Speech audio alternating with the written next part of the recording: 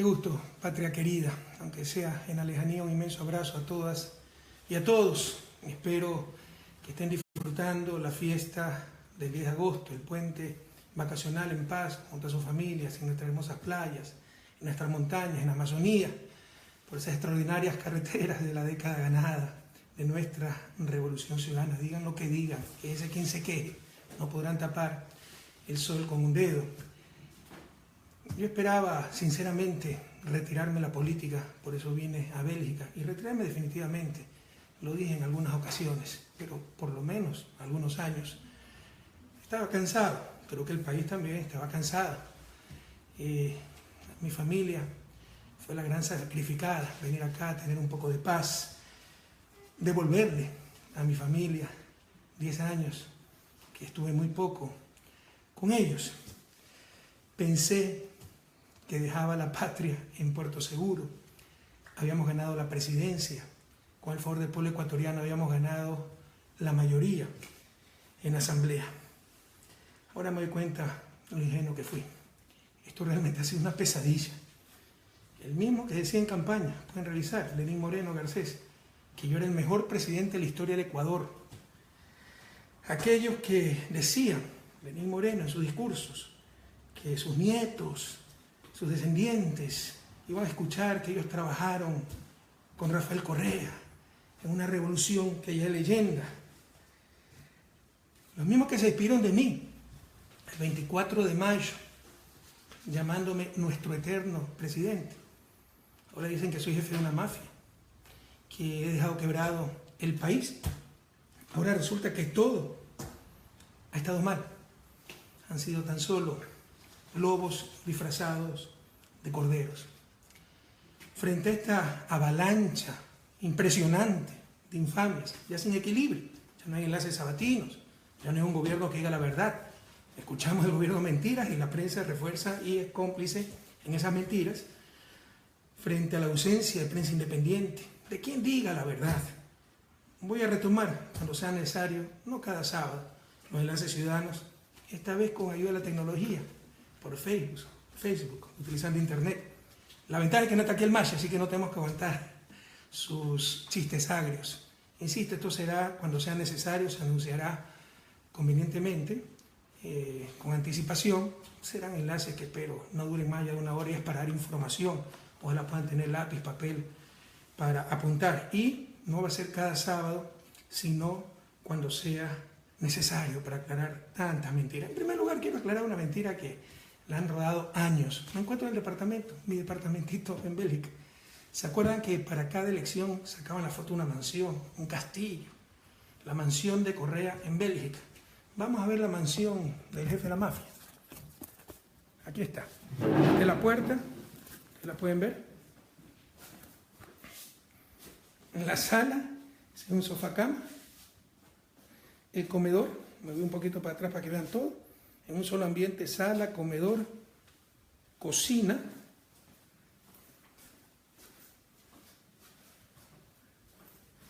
Voy a pasar a la única habitación que tiene el departamento. Habitación detrás de la cocina. Esta es la mansión. Aquí pues con recuerdo de mi patria, obviamente, como el sombrero de paja toquilla. Entonces, en verdad, se trata de un departamento de una habitación para una pareja de estudiantes, en el que se puede estar por vacaciones, apretados, en el sofá cama, arreglándonos como podamos.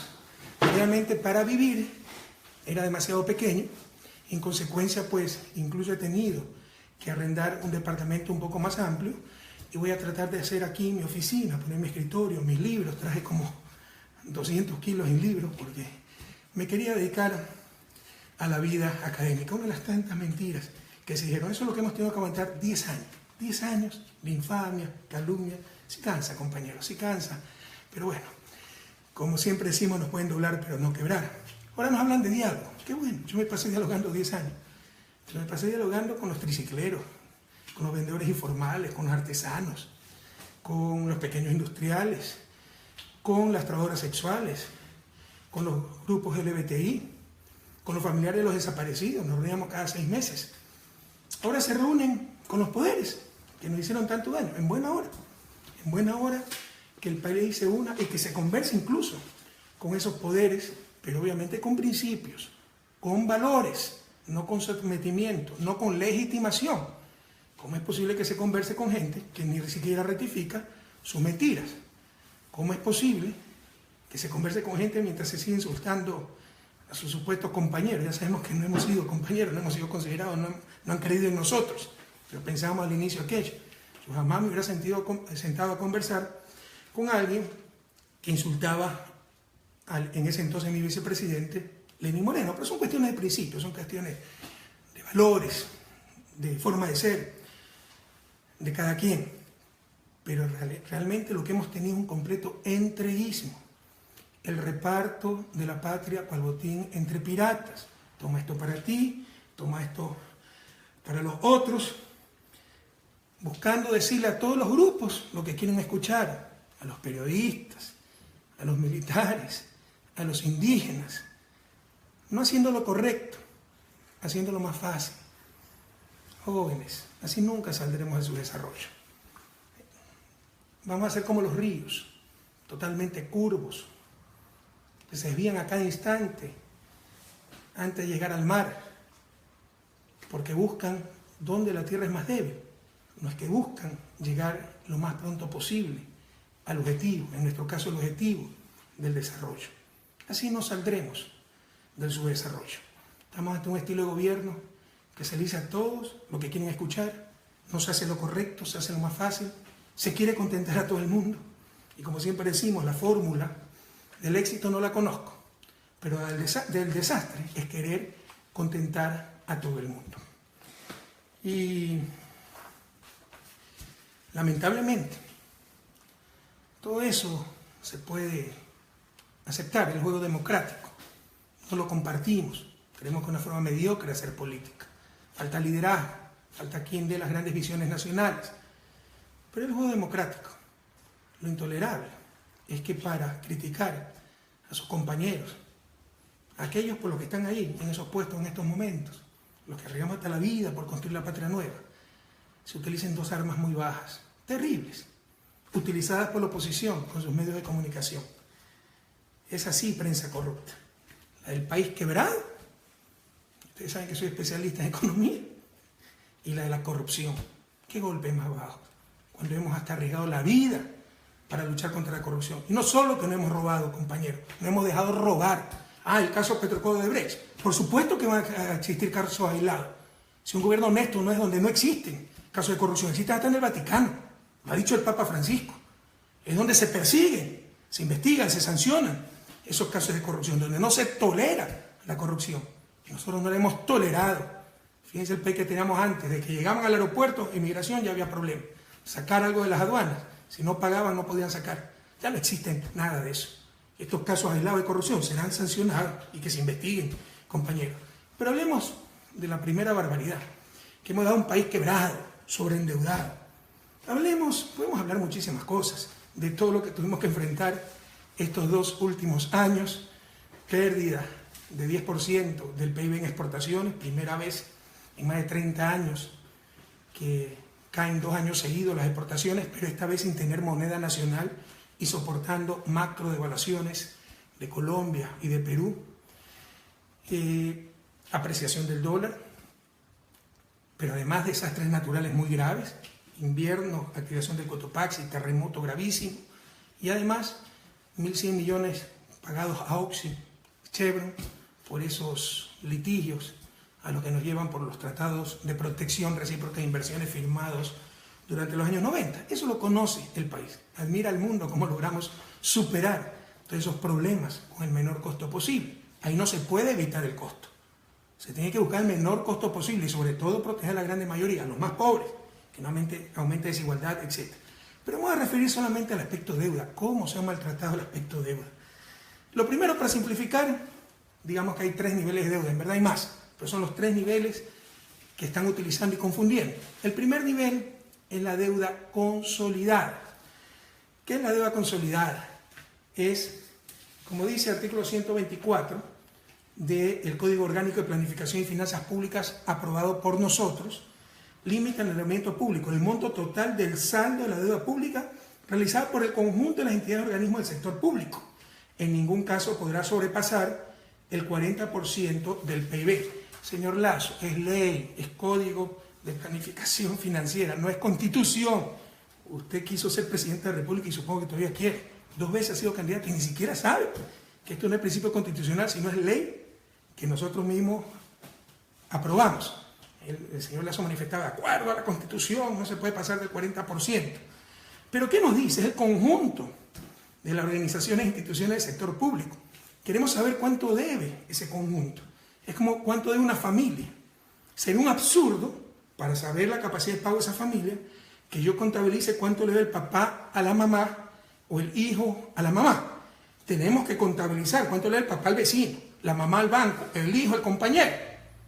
Es decir, lo externo a la familia. Eso se llama deuda consolidada. Y aquí no estamos inventando nada nuevo. Está en el Manual de Finanzas Públicas del Fondo Monetario Internacional. Pero a cierta gente le gusta el Fondo Monetario de acuerdo a sus conveniencias. Y está en el reglamento del Código Orgánico de Planificación. Cómo se mide, para fines legales, ¿no?, el nivel de endeudamiento con la deuda consolidada. Es decir, se netea la deuda al interior del sector público. Pregunten a la Comisión de Presupuesto, ya se mandó el presupuesto para este año. Y ahí ponen como deuda la deuda consolidada. Pero por marketing político, el discurso es otro, ¿no?, que la deuda es 3 veces más grande. Pero, más aún, salgamos del país. Vayan a The Economist, la revista más importante de economía, que no nos quiere mucho, nos vive criticando. Vayan a su página de deuda. Esto lo voy a subir más tarde en mi Facebook. HTTP es la página más importante que conozco, más completa, más didáctica. http://www.economist.com/global-debt/clock. Se los voy a subir, insisto, a mi Facebook. Y ahí verán pues las mismas cifras. Y verán cómo en los 10 años de Revolución Ciudadana ellos clasifican a los países de verde, los que tienen bajo endeudamiento, hasta rojo intenso, los que tienen mucho endeudamiento. En los 10 años de Revolución Ciudadana, Ecuador ha estado en verde. Esto debería ser suficiente para cualquier persona de recta intención, de buena fe. Pero estamos ante politiquería, no estamos en un discurso técnico y peor aún, que busque la verdad. Esa deuda consolidada, compañeros, en mayo del 2017 fue de 27.7%, mucho más abajo que el techo de 40%. Y para efecto de comparación, yo llegué como ministro de Economía y Finanzas en abril del 2005. Al 2004, a fines del 2004, esa misma deuda era 32.1%. Es decir, sin terremoto, sin desplome de exportaciones, sin ningún problema económico, la deuda era mayor en el 2004 que en el 2017. Y nadie decía nada, porque se trata de simple politiquería, compatriotas. Politiquería. ¿Cuál es el otro concepto de deuda que utilizan? La llamada deuda agregada. Ahí sí se suma lo que el papá le debe a la mamá, lo que el papá le debe al hijo. Ah, pero entonces está bien, es para ver la capacidad de pago del papá. En consecuencia, llevándolo al plano público, la capacidad de pago del gobierno. Qué pena.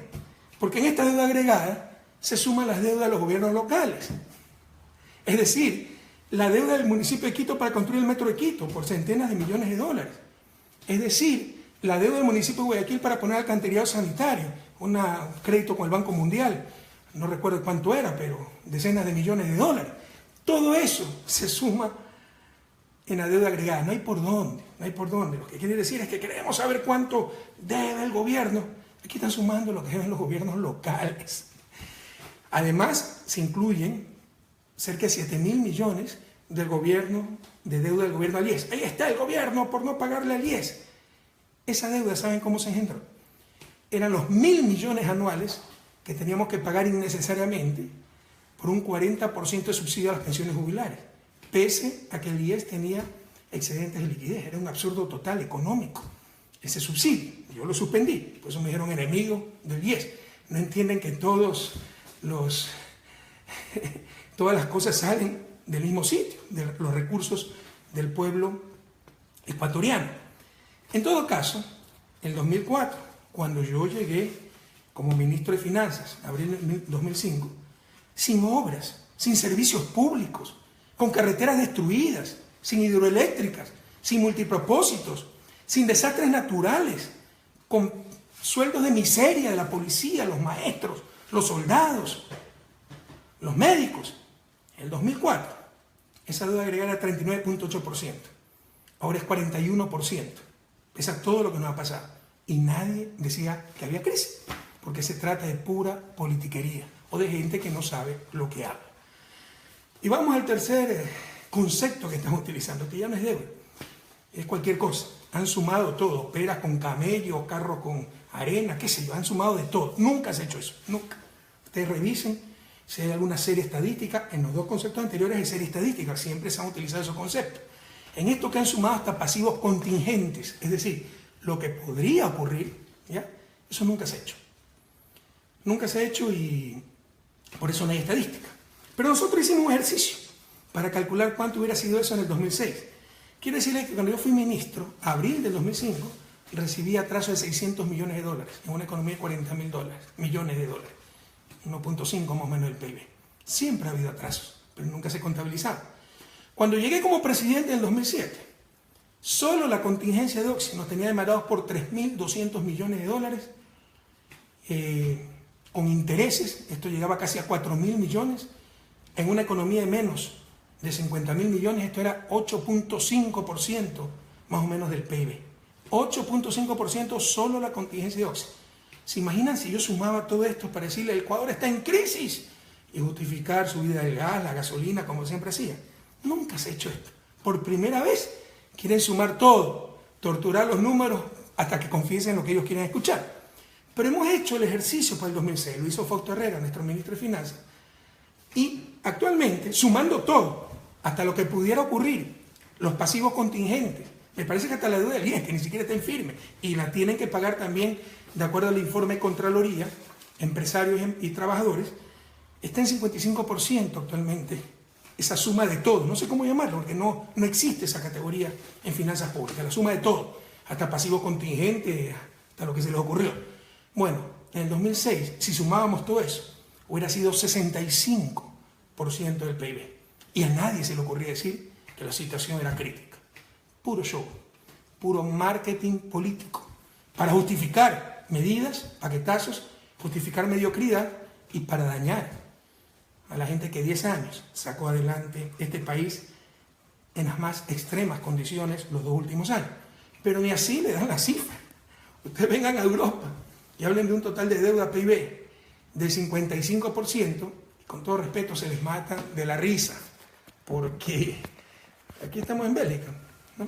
Tiene 105% de deuda pública PIB. Medida de la otra forma, no de esta forma. Holanda, Alemania tienen más del 60%, ni así le dan las cifras.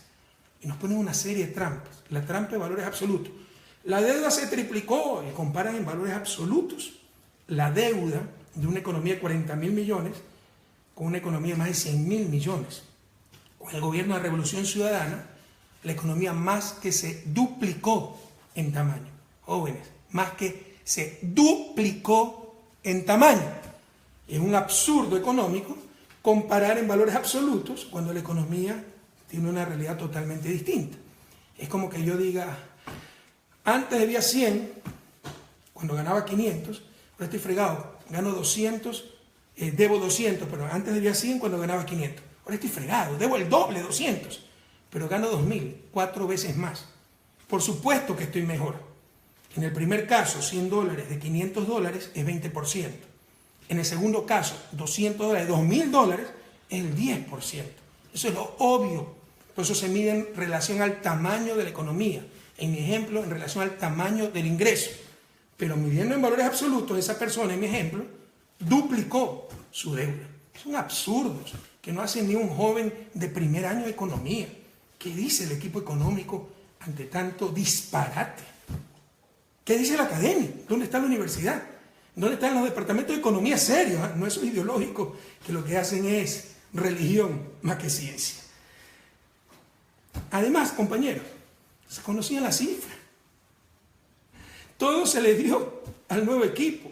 Por primera vez en la historia se hizo un proceso de transición y nos sacan como gran descubrimiento el sumar peras y camellos. Pero no solo aquello.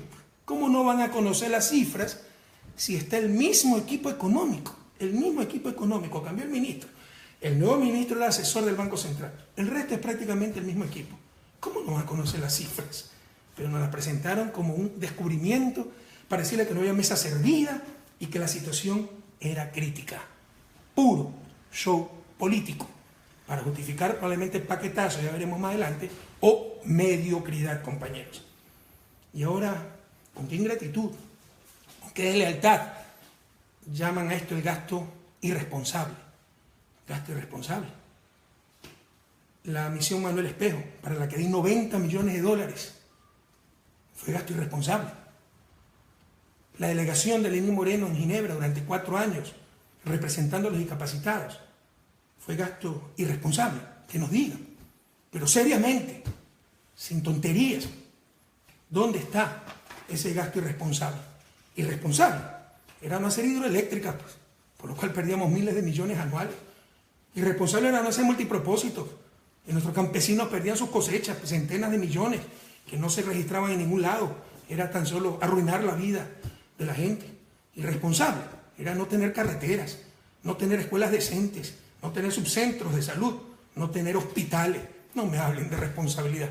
Responsables fueron los que nunca hicieron nada por este país. ¿Cuál es la verdad, queridos jóvenes, compatriotas? ¿Cuál es la verdad? No saben cómo financiar sus demagógicas ofertas de campaña. No saben cómo financiar sus demagógicas ofertas de campaña. Una de ellas, 325.000 casas. Y dicen que 60% va a ser totalmente gratis. Porque por último uno podría pensar que las venden, recuperan el dinero y vuelven a trabajar con ese dinero. En realidad eso es imposible, porque una casa se paga en el largo plazo. Necesitan un flujo muy grande. Pero además han dicho que el 60% de esas casas serán gratis. Volvimos a la política del mercadillo, del mercado, de la ganga, de las ofertas a diestra y siniestra, sin responsabilidad, sin decir cómo se van a financiar esas ofertas de campaña. 325.000 casas en el periodo de gobierno significan, hagan las cuentas, 81.250 casas por año. 81.250 casas por año. Es decir, 223 casas diarias. ¿Saben cuántas casas deberían tener hechas? Y si quieren ser más exquisitos, casi 10 casas por hora. Pero más allá de eso, asumiendo que esas casas para clases populares, ¿no? Vivienda social se llama, cuesten $15.000, que no cuestan, cuestan por lo menos 20.000. La construcción, el terreno con servicios, a no ser que quieran poner casas en terreno sin servicio, lo cual sería una irresponsabilidad. Pero asumiendo piadosamente que cuesten $15.000 por año para construir 81.250 viviendas, van a necesitar 1.218,75 millones de dólares. 1.218,75 millones de dólares por año, solo para las viviendas, sin contar la demagógica oferta de duplicación de los bonos. ¿De dónde van a sacar esa plata? Como saben que no la van a poder sacar, como saben que en el presupuesto no han incluido las viviendas ni la duplicación del bono, ya está la proforma presupuestaria.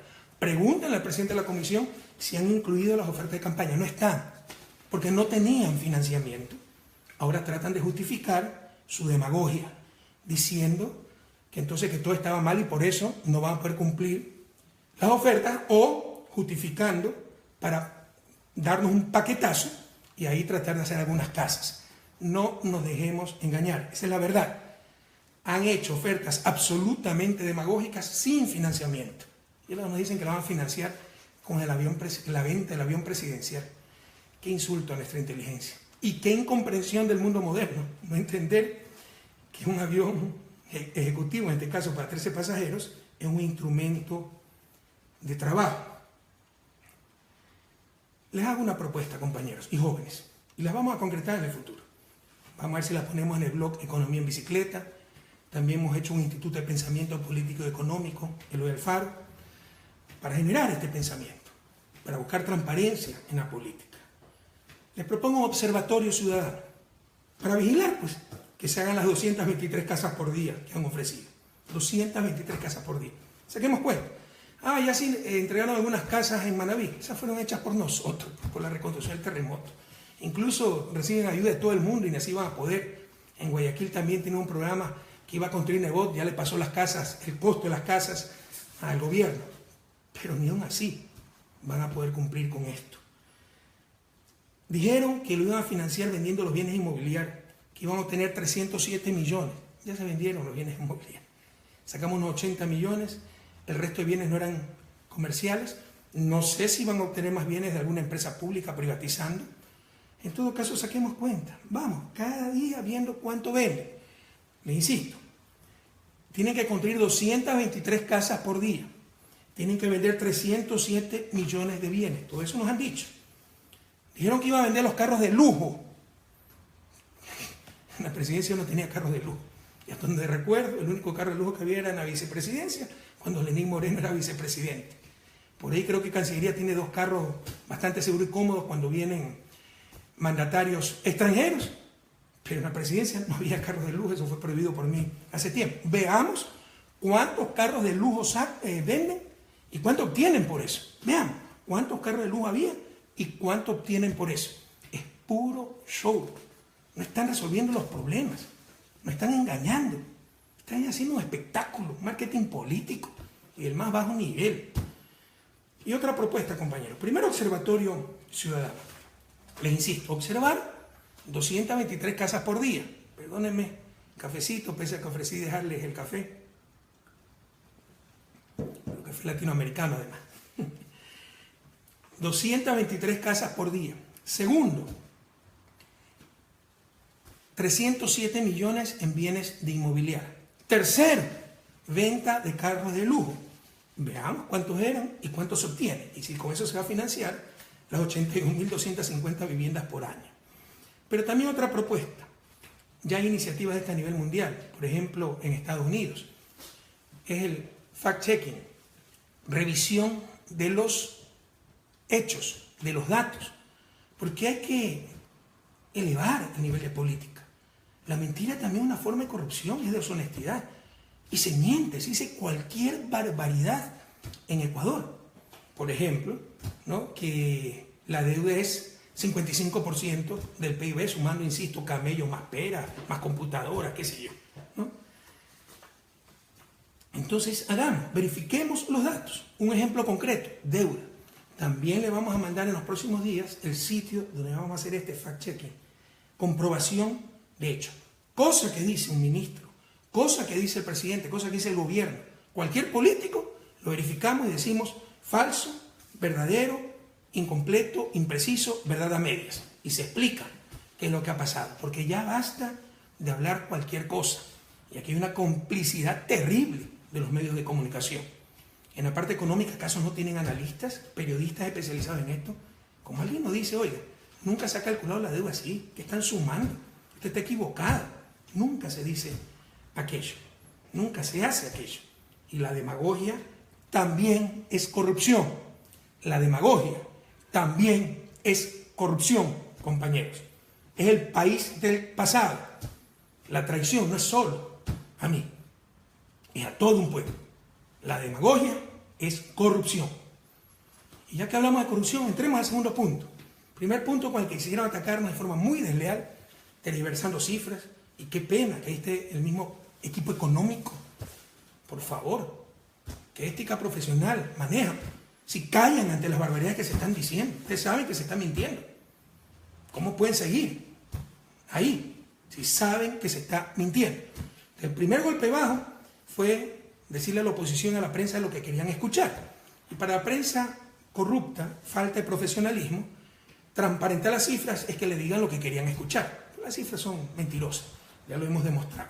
Y cualquier duda, les repito, para que nadie se me olvide, vayan a la página de Economics, la página tal vez más importante del mundo, se las voy a poner porque aquí se va al revés, se los voy a poner la dirección en mi página Facebook, http://www.economist.com/content/global-debt, deuda en inglés, _clock, reloj, ¿no? Y vean cómo Ecuador siempre está en verde, y tienen el comparativo a nivel mundial, y es un software muy bonito, y pueden poner la deuda de Ecuador total, per cápita, la deuda de Estados Unidos, la deuda de España, y comparar qué país tiene menos deuda, no hay dónde perderse. Pero el segundo golpe bajo, estamos defendiendo a los traidores que nos engañaron, traicionaron a su patria, a la revolución, con hechos de corrupción, se dejaron vencer por la adoración al dinero. Hemos sido los primeros indignados, pedimos disculpas al país por eso, pero somos responsables. Yo creo que soy responsable políticamente, pero la responsabilidad política para ser sancionada es que si retrocedimos en los controles, y por eso ocurrieron las cosas, o hemos mejorado muchísimo los controles, pero suceden las cosas que suceden, como el caso de Brecht, en 12 países, no solo en Ecuador, que sucede en el Vaticano. Entonces, pero nos quieren hacer hasta culpables, cómplices de esos casos de corrupción con una bajeza impresionante. Yo les puedo decir, con la frente en alto, con la mirada clara, que no hay gobierno que haya luchado más contra la corrupción que mi gobierno. Ha habido 2 casos de corrupción, pero si eso nadie ha garantizado. Mañana puede haber un caso de corrupción en este gobierno, todo el gobierno es corrupto. Mañana hay un cura pedófilo, todos los curas son corruptos. La conferencia episcopal es dañada. Por el amor de Dios, ¿cómo podemos tratar con tanta ligereza estas cosas? Pero recuerden ustedes, ya no existe esa corrupción generalizada, institucionalizada, evidente, descarada, tolerada. Por ejemplo, registro civil, Telefónica, perdían centenas de millones de dólares, ahora nos dan centenas de millones de dólares.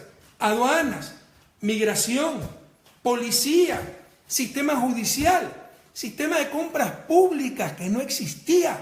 Hoy tenemos el sistema más moderno de América Latina. No significa que es infalible, pero es el mejor de América Latina, hemos mejorado muchísimo. Ahora los pequeños empresarios pueden venderle al Estado y algunas con su silencio caen a complicidad, compañeros. ¿Dónde están esos pequeños empresarios? Para decir claramente, yo ya puedo participar de concursos, yo nunca he dado una coima, ha ganado el mejor. Ustedes saben que es cierto lo que digo, pero algunas veces el silencio de los buenos es tal vez más grave que las calumnias de los malos, compañeros. Hay que decir las cosas, hay que dar testimonio. También estaba la corrupción en cuanto a la evasión de impuestos. Ustedes nos quieren hacer creer que la corrupción es patrimonio del sector público.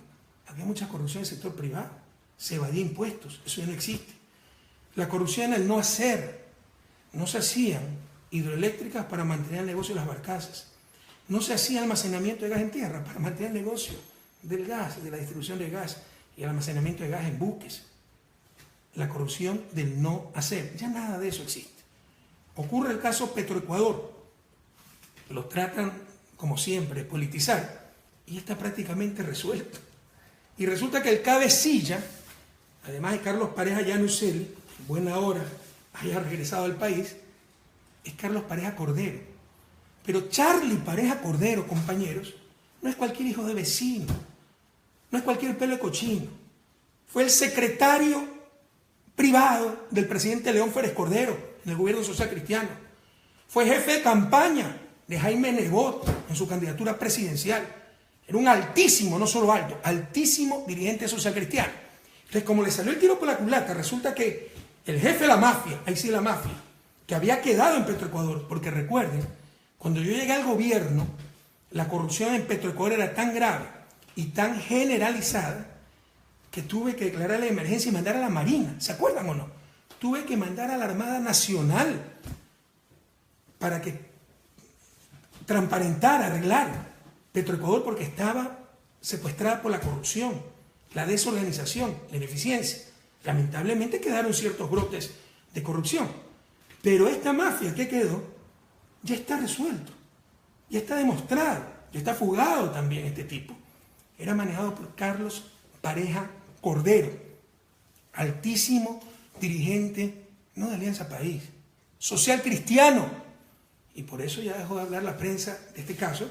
Y ahora tal vez lo va a retomar porque regresa Carlos Pareja Yanuseli. Qué bueno que regrese, que dé la cara a la justicia.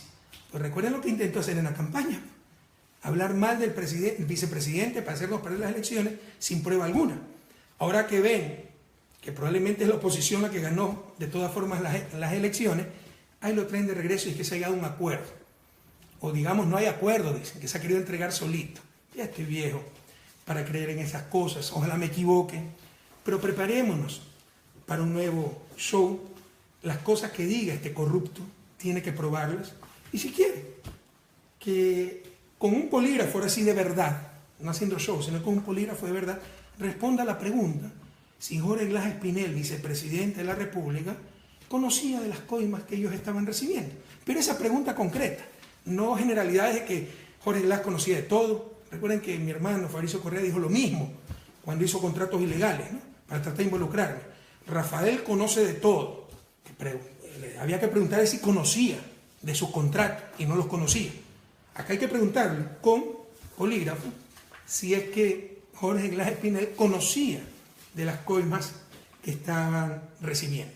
Qué bueno que lo hayan logrado traer a Carlos Pareja.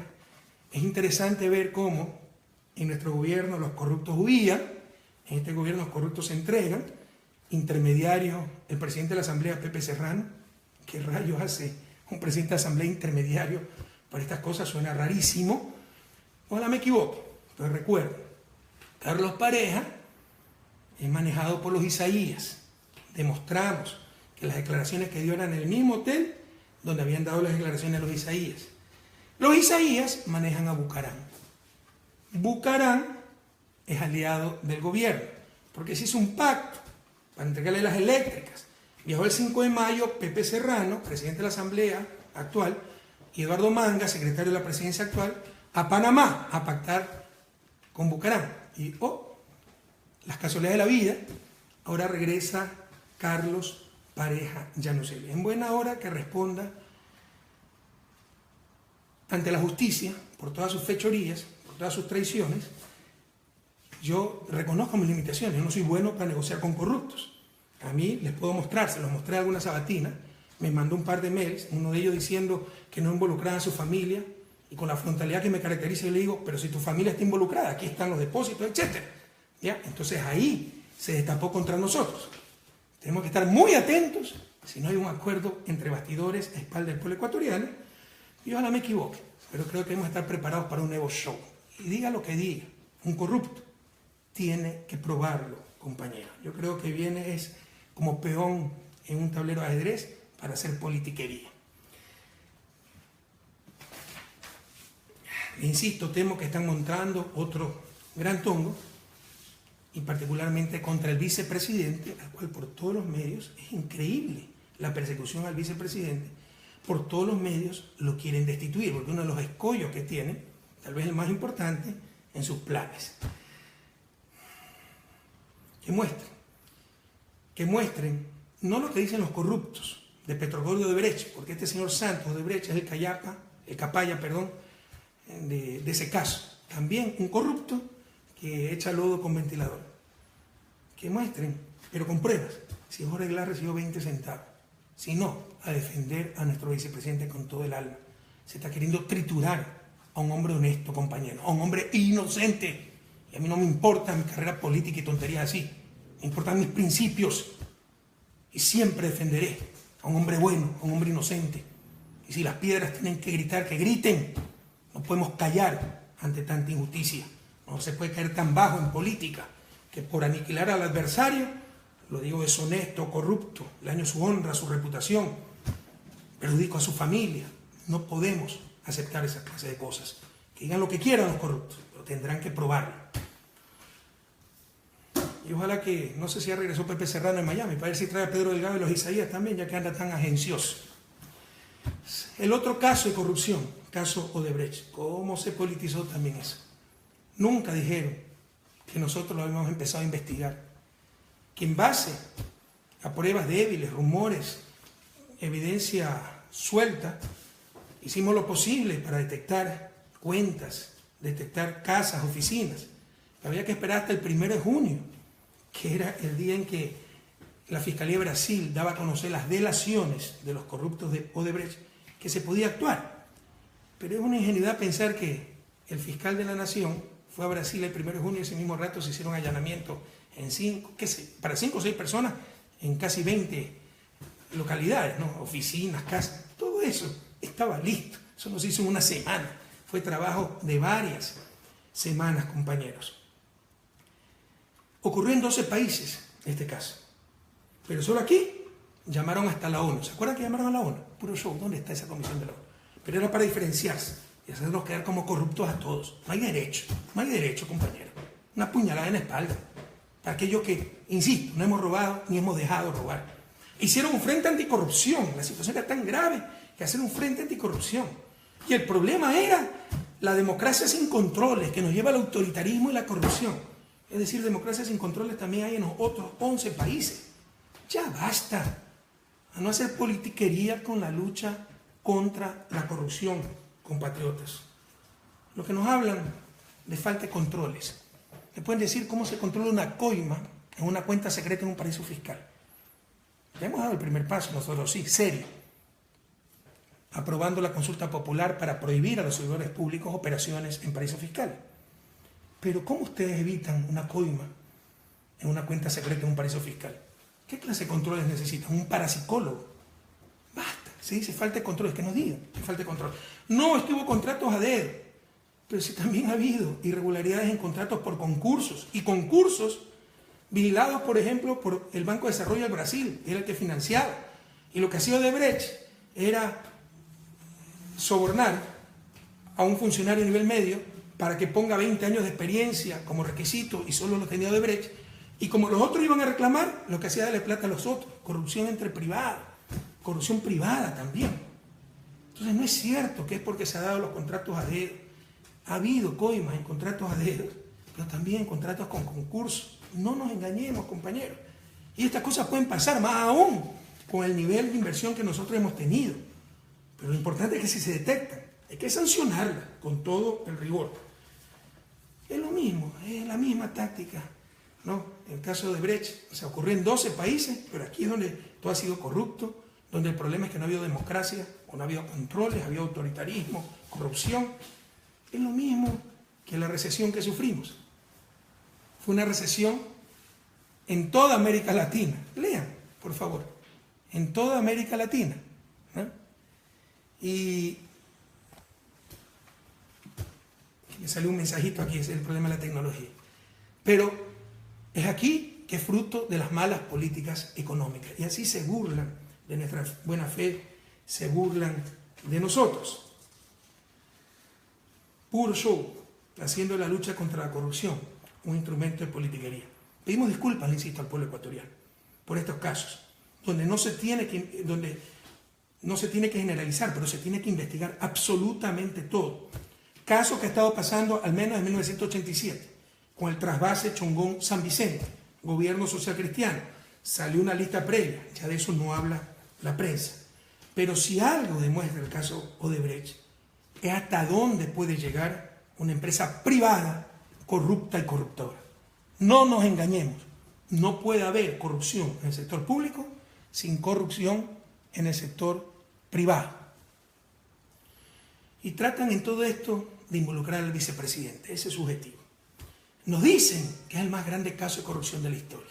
No lo sé, lo dudo. Pero sin duda es una de las más grandes infamias de la historia. Odebrecht es un tipo inocente, honrado, heroico, todo lo que ha tenido que aguantar. Y honrado de verdad. No solo que no roba, no deja robar, por eso lo odiaban tanto, entre ellos Odebrecht, a quien expulsó de su oficina. Pero se está utilizando también este caso políticamente. Sepan ustedes, tal vez no conocen esto, nosotros investigamos. Yo vi los audios, o escuché los audios, vi el video. Era evidente cómo trataban de involucrar al vicepresidente. Sepan ustedes que las delaciones se hicieron a principios del 2016. Después, me parece que en junio o julio, regresa este delator, Santos, me parece que es Santos, el corrupto, que trabajaba aquí, para grabar al contralor, al tío vicepresidente, al propio vicepresidente, y en todas esas grabaciones trata de involucrarlo, sin jamás lograr su objetivo.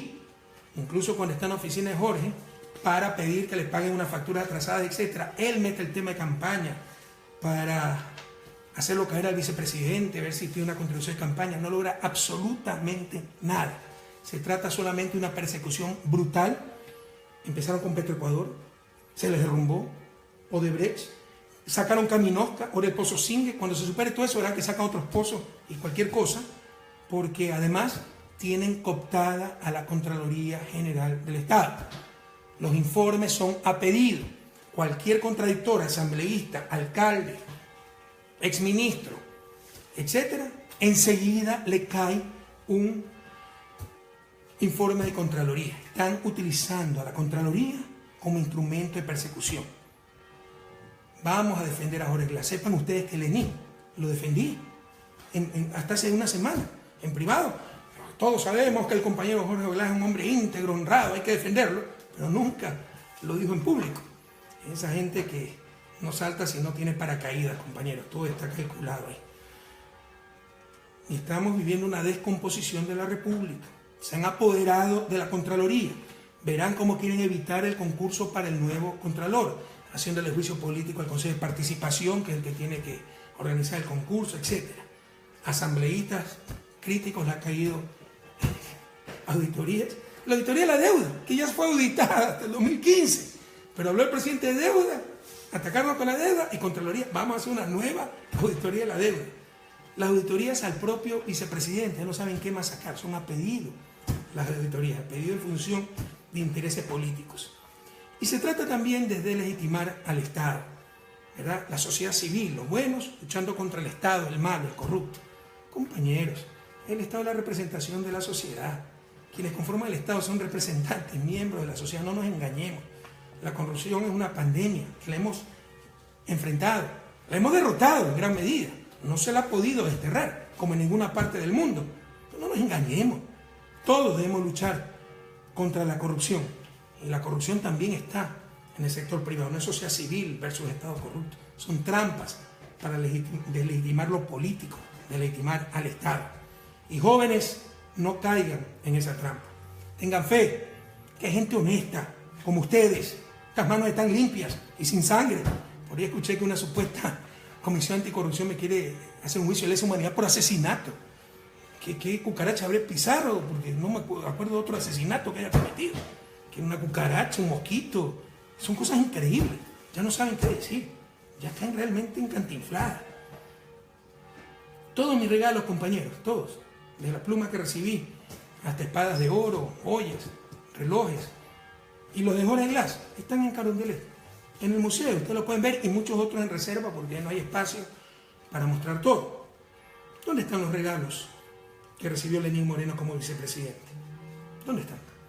Quien es fiel en lo poco es fiel en lo mucho.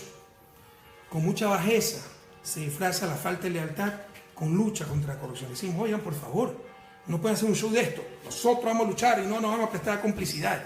Nadie les dice eso. Dice que sean serios, que no calumnien, que no infamen, que no hagan persecución política bajo el pretexto de lucha contra la corrupción. En su vida lo ha hecho, en verdad.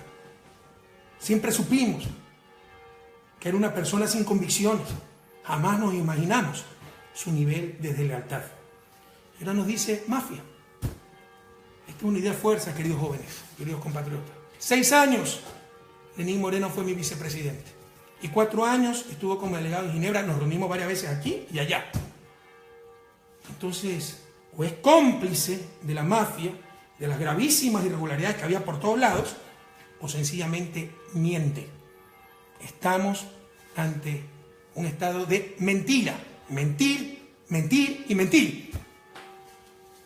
Para fines políticos. Ya basta. Esto es una idea de fuerza. No hay cómo creerle nada. Fue 6 años vicepresidente. 4 años delegado en Ginebra. Si éramos una mafia y había irregularidades por todos lados, ¿cuándo lo dijo? O es cómplice o está mintiendo.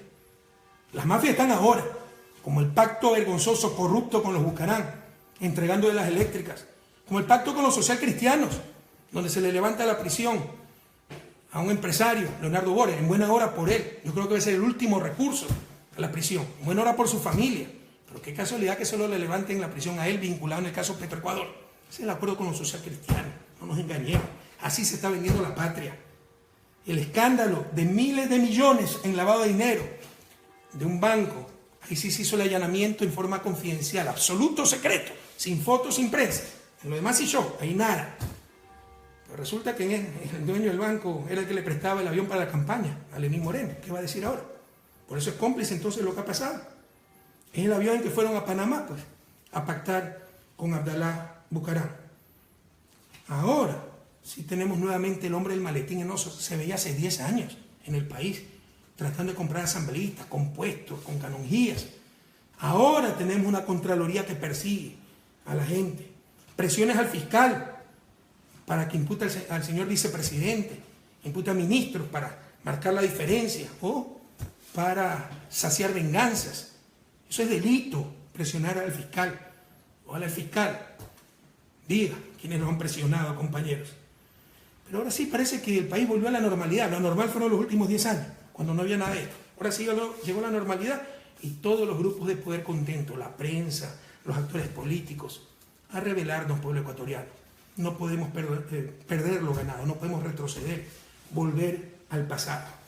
Y no se dejen engañar. Háganse preguntas tan sencillas como esta.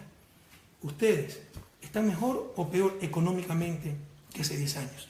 ¿Sus familias están mejor o peor económicamente que hace 10 años? ¿Nuestras ciudades están mejor o peor económicamente que hace 10 años? ¿Cómo ha cambiado el país? Y nos quieren decir que la situación es crítica. En el caso de corrupción, por favor, a no creerle a los de siempre, a la prensa. Vean su experiencia de vida. Cuando van al registro civil se les pide coima. Los artesanos, los empresarios, las compañeras de Hilando el Desarrollo, se les ha pedido coimas para los contratos con el Estado. Las compañeras de la economía popular y solidaria. Cuando van a las aduanas se les pide plata para sacar la mercancía. Cuando pasan migración se les exige algo. Cuando tienen un problema en las telefónicas tienen que pasar dinero. Los policías, cada esquina, cuando tenían el tránsito en sus manos, tenía cotización. Eso ha disminuido grandemente. Revisen su vida cotidiana. Es que ustedes ven corrupción generalizada, como era hace 10 años, a no caer en la trampa de los verdaderamente corruptos, de los que se hacían de la vista gorda, de los que creen que ser honesto, honrado, es no robar. Y hasta de eso dudo. Pero ser honrado, sobre todo cuando se tiene responsabilidad política, es no dejar robar y jugarse la vida por eso. Y aquello es lo que hemos hecho, compañeros. ¿Alguno de ustedes ha sido víctima de corrupción? Y si ha sido víctima es igual que hace 10 años, porque hay residuos de corrupción y hay que erradicarlo totalmente. Pero es igual que hace 10 años. El gran Bolívar, queridos jóvenes, nos decía, no nos dominarán por la fuerza, sino por la ignorancia. No se engañen, la consigna, se han unido resentidos de Alianza País con los odiadores de siempre. Gente, lobos disfrazados de ovejas, que me odiaban. Este mono colado que hace aquí, yo debí ser el presidente de la República, yo soy de la izquierda pura, que siempre trabaja. Este mono arribista, ¿qué hace aquí? Peor, mira lo bravo que es, y mira que me dañó la gallada, y mira que no me hace caso. Se unieron los resentidos, lobos disfrazados de cordero, con los odiadores, y su consigna es destruir a Correa, y todo lo que vuela a Correa. Buscarán cambiar la mayoría en la asamblea, por eso el hombre del maletín. Gracias a Dios nuestro asambleísta ha mostrado una dignidad impresionante, una consistencia ideológica, una madurez democrática increíble. Felicitaciones, un abrazo a nuestro bloque de asambleístas. Primer objetivo, inmediato, destituir al vicepresidente. Es un escollo, es una piedra en el camino de lo que buscan, ¿no? Apoderarse de la patria y destruir, insisto, todo lo que vuela a Correa. Su segundo objetivo, derogar leyes claves, incluso con consultas populares, pero con la cancha totalmente inclinada, donde la prensa está descaradamente a favor de ellos. Y el objetivo final, inhabilitarme para otra candidatura. Así sea inconstitucional, porque significaría regresión de derechos. Lo mismo que le están haciendo a Lula. Como tienen terror de que Lula sea candidato porque saben que les gana, ya le han puesto 6 juicios penales a Lula. Así es la persecución de los líderes progresistas, a los líderes progresistas en América Latina. Por mí no se preocupen. Nunca he buscado algo para mí. De hecho, insisto, yo quería retirarme totalmente de la política. Que vengan nuevos cuadros. Confié totalmente en Lenín Moreno. Por mí no se preocupen, pero a proteger la revolución. No se engañen, la revolución se detuvo el 24 de mayo. Tenemos que ir a la resistencia. ¿Cómo hemos retrocedido en estos 2 meses? Ahora tenemos una crisis política, pelea entre presidente y vicepresidente, cosas que no veíamos hace 10 años, que creíamos ya superadas, que tanto daño le hicieron al país.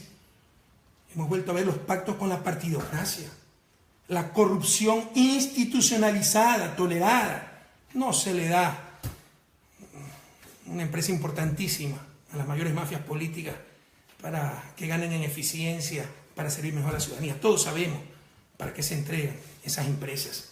Ha vuelto la corrupción institucionalizada, la persecución del organismo de control, la demagogia, que también es corrupción, las mentiras por doquier.